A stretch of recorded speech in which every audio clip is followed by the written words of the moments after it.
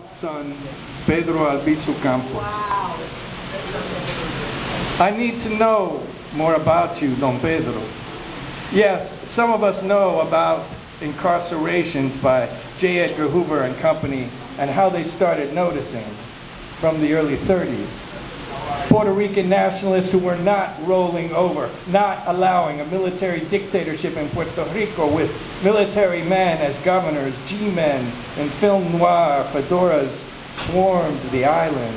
No freedom of the press when it came to people talking about the independence that had been promised in the heady days after you chased out the Spaniards, Don Pedro, and many others. Observed this, and as he was not fully trained at Harvard, he didn't play ball. These facts are recorded, Don Pedro, but over and over again, I think of your marriage certificate.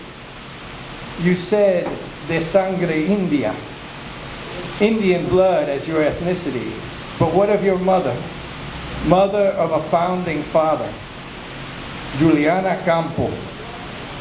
Juliana, born to slave mother of African and Taino lines near Ponce, Puerto Rico, Juliana found her way to freed slave settlement near the city, gave birth to 3 children from different men. One named Albizu, a merchant, a Basque and white Spanish, a Confederate sympathizer for a time.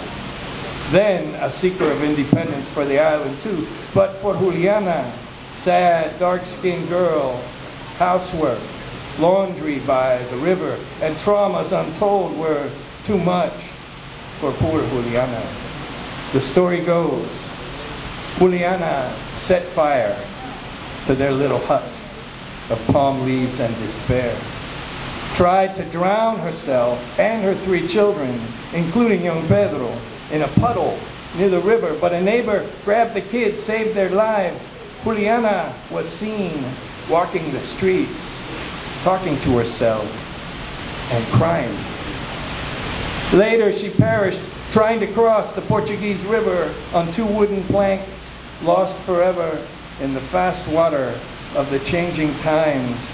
You, at the time, Pedro Campos, your father gifted you with his name after Juliana died, became a protector. It was you, estimado Don Pedro, who would fetch the doctor when someone from the neighborhood fell ill.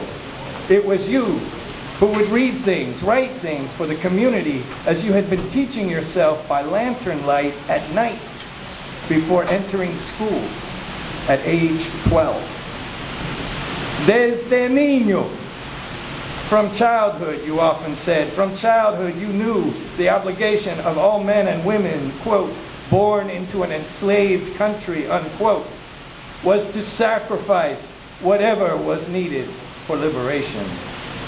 Excellent student, impressing the many teachers, caught off guard by a brilliant young black kid from a hungry thatch hut barrio by the sea. They didn't know what to make of you, Don Pedro.